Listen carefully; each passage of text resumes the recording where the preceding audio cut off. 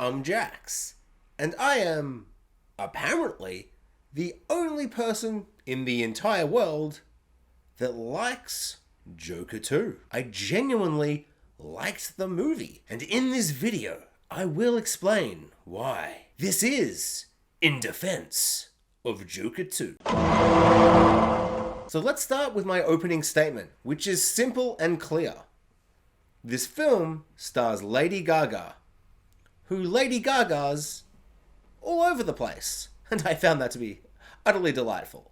Hot take, I like it when she sings. And she sings in this movie, and I found that very, very delightful, and I enjoyed that. Let me just quickly check my notes. I just want to make sure I haven't missed anything for my opening statement. And I rest my case. But in all why so seriousness, why did I like this film? I found this film to be a bold, creatively interesting film that retrospectively reflects and re-examines the cultural impact of the first film. Probably the reason I liked this film is that it just was such an oddly contemplative film that kind of just like reflected and re-examined the first film and its like cultural impact and people's response to the film and how people kind of took the first film's themes and messages and ideas and how they interpreted or maybe, and this is the film saying this, maybe misinterpreted what the first film was really about. And all of that stuff I found to be really rich and thematically interesting. And does it all completely land? Not really, but I think the fact it even asked these questions or discussed any of this, I thought it to be really, really cool and interesting. And it surprised me. I thought it was a surprisingly bold, creative film. Especially considering, just to be clear, I love Original Recipe Joker. I love that movie, 5 stars, absolutely adore it. But I do 100% agree with the critique of the film that it's, for Original Recipe Joker, not so original. It's pretty much, and I say this with the most love because I truly love that film, but it is pretty much just like a teenage fanboy film student remix of King of Comedy, Taxi Driver, and Chocolate Strawberry Vanilla, cosplaying as a Joker origin film. But man, what a remix it is. I loved that Joker 2 violently reacted to the very fair criticism of its derivativeness and went, okay, well, I don't want to make a sequel, but how about this sequel? How about a musical, courtroom drama, rom-com that's main central theme is reflectively re-examining and re-exploring the cultural impact of the first film and kind of spitting in the face of that first film and what some people thought that first film was even about?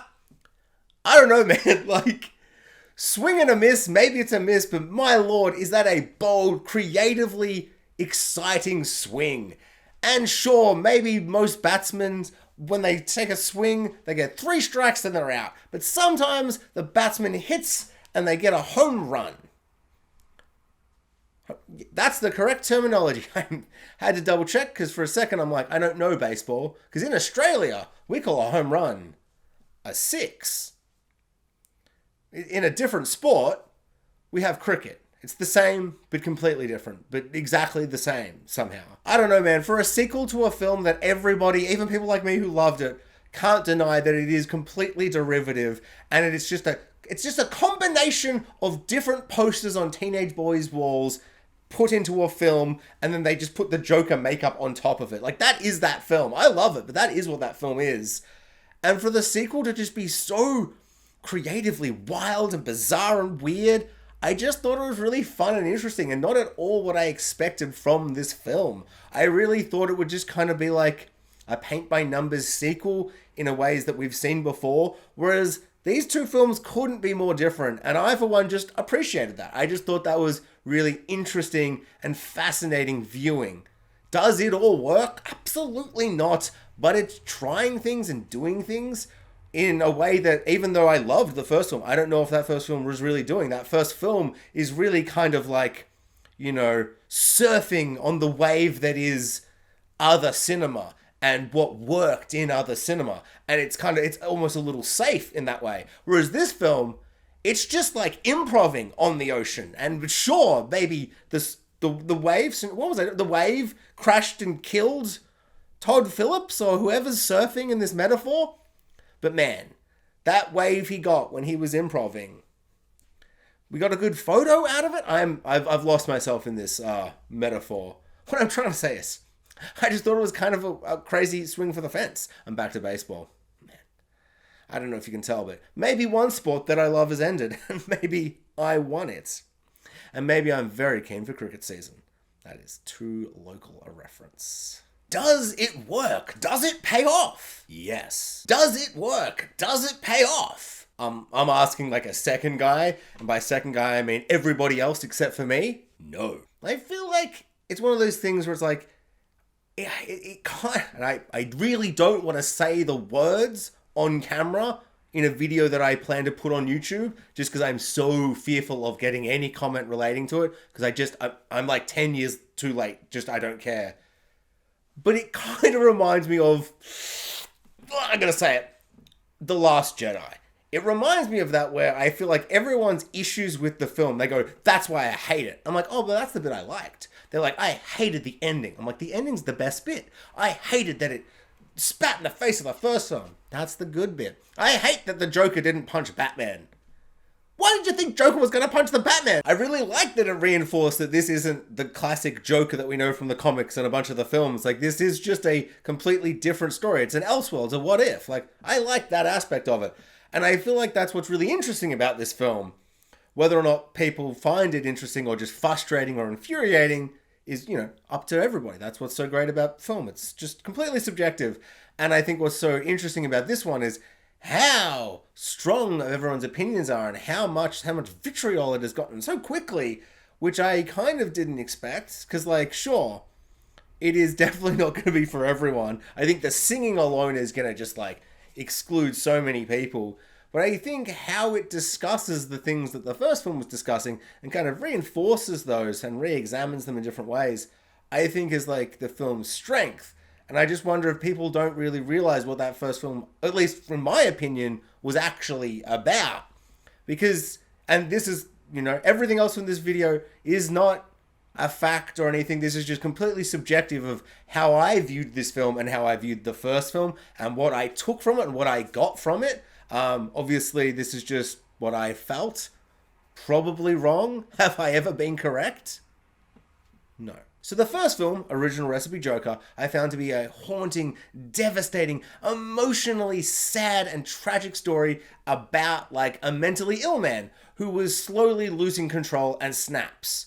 But, and I think what's so interesting about this film is that it can be interpreted that he wasn't slowly breaking down and like snapping and losing control, but he was gaining control, that he finally took back something that was missing from him, and that he kind of won the movie at the end and became the Joker we know from the comic books and stuff. Whereas I never really saw it like that at all. Like, sure, he put on some paint and like he, seemed more confident, kind of, but I didn't really feel like this kind of transformation into the criminal mastermind that is the Joker. It was simply just a character study about a mentally ill man, and I found it to be deeply sad and tragic, and it's a painful watch. The soundtrack, oh my god, that haunting dark strings just, gets in my body and makes me feel very, very sad.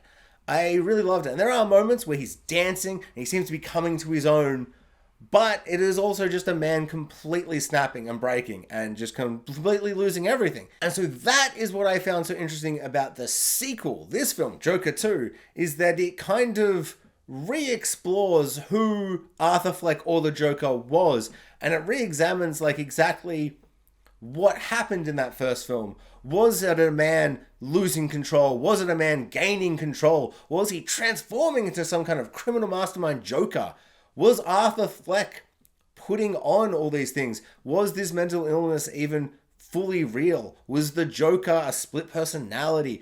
Is he always been the Joker and Arthur Fleck is like a disguise? Vice versa. Just asking all these questions and kind of discussing the idea of this man and what it means to be this character, Arthur Fleck. And is he the Joker? Is he any type of Joker? Like, is Joker just this thing that became bigger than him? Did society take on this idea of what the Joker is?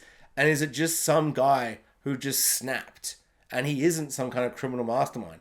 And just asking these questions and discussing all these things, I thought that to be very, very interesting. I kind of expected the sequel to be more paint by numbers. Let's do the same thing we did in the first film and hit the same beats emotionally and story-wise and just essentially do the same film again, sequel. This is not that at all. This film has like nothing to do with, like, in terms of plot points and beats and moments, it has nothing to do with that first film. Yet what's so interesting about it as the sequel is it is so concerned and is so interested in that first film, and it's so contemplative and it's so kind of like consumed with how that first film was like received and what people thought about it and how people took the themes and messages and ideas and this character Arthur Fleck / the Joker. And this film is entirely concerned with re-examining that and exploring that through the trial of Arthur Fleck, which is the trial of essentially all the things he did in Joker 1. And I just thought that was really interesting. And like, as I said, some of it doesn't land, some of it feels underdeveloped, but it was just an interesting angle that I didn't see coming, and I kind of liked it. Also, they sing a bunch! This sequel film reinforces something that I think a lot of people are going to hate, but I really, really enjoyed. This Joker is not a Joker who's going to punch on with Batman. If you want to see the Joker team up with Penguin and Clayface and fight off against Batman, this film will be so depressingly frustrating and infuriating. It will be a nightmarish experience that you cannot escape from, because this is absolutely not what this film is, and this film reinforces that the first film wasn't really a Joker origin whatsoever. It was just a film about a mentally ill man, and they slapped Joker makeup over the film so that people would see it, because superheroes sell, baby. And I understand how some people kind of hate that and don't really accept that. And you can not accept that. I'm not saying that's wrong. That's like, I mean, I like this movie. Everyone hates it. I'm not right. Maybe everyone else is. This is just an Elseworlds what if Joker story. And it, in a lot of ways, really isn't even a Joker story. It is just like a modern reinterpretation of Taxi Driver. Like, in a lot of ways, it's almost just a remake of Taxi Driver or a remake of Kings of Comedy. But, like, they painted Joker over it because we're on the superhero boom or whatever. I mean, sorry. We were on the superhero boom 5 years ago. Now, it's like, I wonder if people would have enjoyed a courtroom drama rom-com musical that didn't have, like, a superhero paint over it. No, what am I talking about? Everyone hates musicals. I don't think anyone would like that anyway. And whilst it really is a very far-stretched interpretation of the Joker, and it is in some ways just kind of using like the name the Joker to get people in and telling a completely unique story, I kind of like that. I mean, the DC characters are so rich and interesting. There is time and there is space for any and all interpretations of DC characters. Mostly. I do understand though how some people like saw the end of Joker 1 and he's like standing on the car and there's the crowd of people and they're all cheering. They're all like, Joker 1, we love Joker. And they're like, oh man, this mentally ill man's gonna become the criminal mastermind Joker. Whereas I never really saw it like that. And so I understand why you'd be very, very disappointed if you wanted to see that evolution of the character and him transforming fully into the Joker criminal mastermind that we know from comics and movies. And eventually he's gonna punch Batman in like the closing post-credit scene or something like that. So yeah, if that's what you want, you're completely in your right to absolutely loathe where they took this franchise. I just really liked how the society in the world of Joker 2 kind of saw Joker as more than he was. They're like, he's Joker! He's this crazy guy Joker!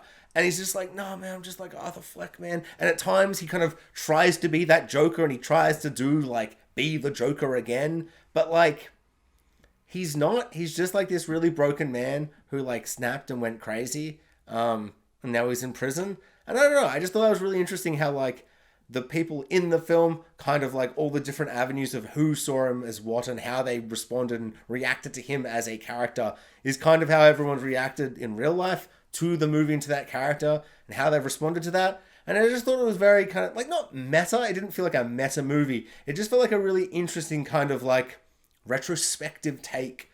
Because it's been 5 years. It feels like it was 45 years ago. It was so long ago. This film asks a lot of questions about who this Joker is. Is he even the Joker? Who is Arthur Fleck? What did any of that first film mean? Was any of it real? Was any of it true? And just kind of examining all these things about mental illness and that character. And I think the question and like the answer it gives to these questions at the end of the film apparently has become the most divisive thing in the world. And by divisive, I mean everybody hates it. I thought the ending, the last 2 minutes, was so good. I loved it so much. I feel like it's a classic love it or hate it. No one's in the middle going, oh, I didn't feel anything. You either absolutely loved it or you hated it. And even the people who loved it, there are two different reasons why you might love it. And there are two different reasons why you might have hated it.